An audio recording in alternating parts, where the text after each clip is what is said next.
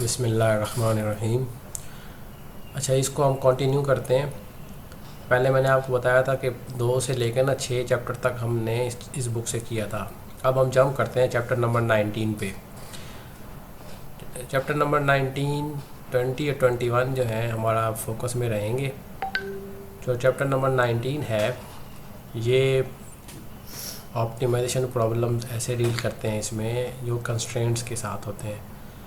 जो हमारे पास 6 चैप्टर था उसमें कंस्ट्रेंट की कंडीशन नहीं थी। अब कंस्ट्रेंट क्या होते हैं, फॉर एग्जांपल अब नीचे ये वाला हमारे पास मिनिमाइजिंग प्रॉब्लम दिया हुआ है, minimise F of X subject to these 2 conditions. ये H I of X is equal to 0, G J of X is less than equal to 0। ये 2 कंस्ट्रेंट्स हैं। चैप्टर 6 में ना इस तरह के कंस्ट्रेंट नहीं थे। अब चैप्टर नंबर 19 में, 20 में और 21 में हमें ऐसे कंस्ट्रेंट के साथ मिनिमाइजिंग प्रॉब्लम को लेके चलना है। एफ़ हमारे पास जो फंक्शन है वो वैसे ही है आर एन से आर पे। एच आईज जो हैं वो आर एन से आर पे हैं। रियल वैल्यू फंक्शन है जी जेज भी आर एन से आर पे हैं। और ये कंडीशन हमने साथ लेके चलनी है कि एम जो है ये वाला ये less than equal to n से। एम और एन जो है वो डायमेंशन है हमारे पास वेक्टर स्पेस आर एन की और आर एम की। इस प्रॉब्लम को हम वेक्टर फॉर्म में ऐसे भी लिख सकते हैं, h of x is equal to 0 and g of x is less than equal to 0। अभी इस इंट्रोडक्शन वाले सेक्शन में वो हमें सिर्फ जनरल बता रहा है कि हमारे पास कंस्ट्रेंट प्रॉब्लम होते कौन से हैं। 2 तरह के होते हैं, एक इक्वालिटी कंस्ट्रेंट होती हैं और एक इनइक्वालिटी कंस्ट्रेंट होती हैं।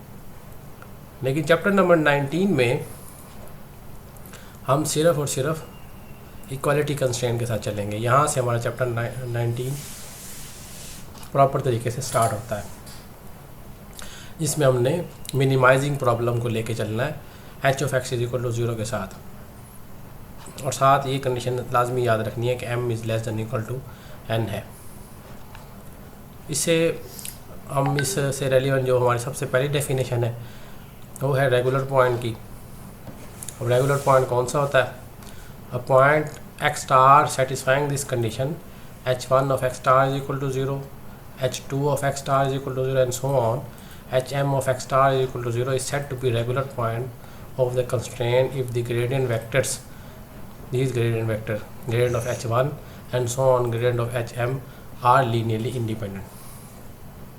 इस डेफिनेशन में वो ये कहता है कि अगर जो कंस्ट्रेंट फंक्शन दिए हुए हैं एच आईज जो कि और वो पॉइंट जो इसको सेटिस्फाई कर रहा है, इनको तमाम को, आप इन तमाम एच आईज के ग्रेडियंट्स ले लें।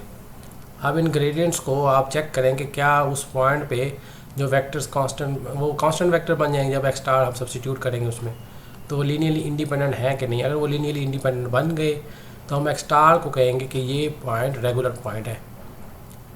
ठीक है, इसको हम इस ग्रेडियंट को जो है इन वेक्टर्स को हम इस शक्ल में भी लिख सकते हैं, जैकोबियन मैट्रिक्स की शक्ल में।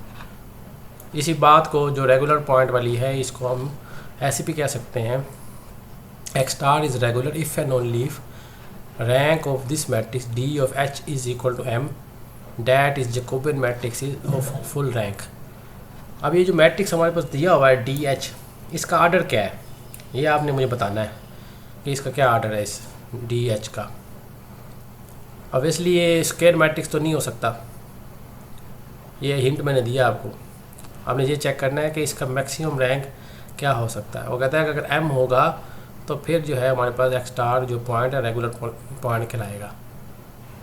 ठीक हो गया। इनइक्वालिटी कंस्ट्रेंट्स को हम एक शक्ल में लिख सकते हैं, इस तरह से एक सेट बनाते हैं तमाम उन पॉइंट्स का जो कि इक्वालिटी कंस्ट्रेंट को सेटिस्फाई करते हैं।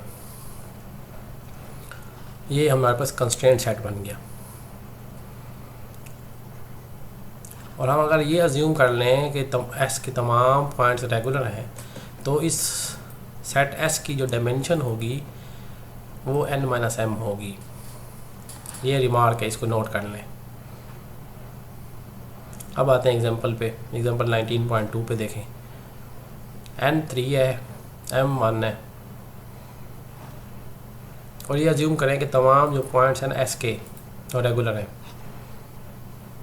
जब सारे पॉइंट रेगुलर हैं तो इसको हम डिफरेंस लेंगे। ये रिमार्क कहता है कि अगर तमाम पॉइंट्स रेगुलर होंगे तो इस सरफेस की जो डायमेंशन होगी वो n माइनस m होगी।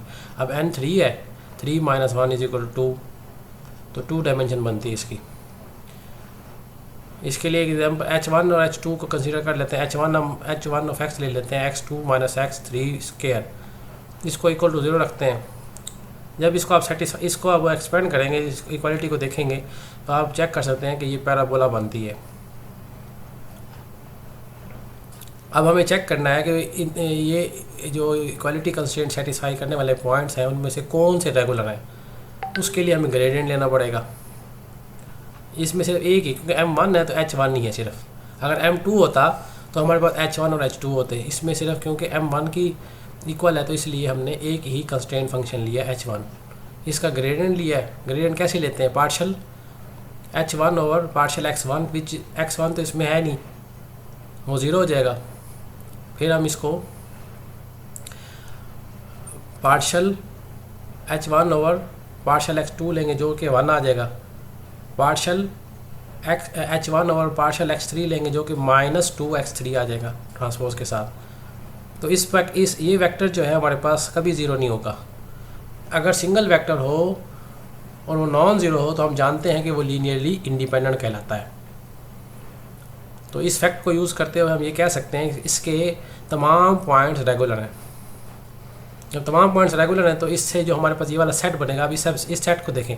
इस सेट में कैसे हम एस को कैसे लिखेंगे? S is equal to x belongs to R N, h1 of x is equal to 0। बाकी तो सारे जीरो, बाकी तो है ही नहीं।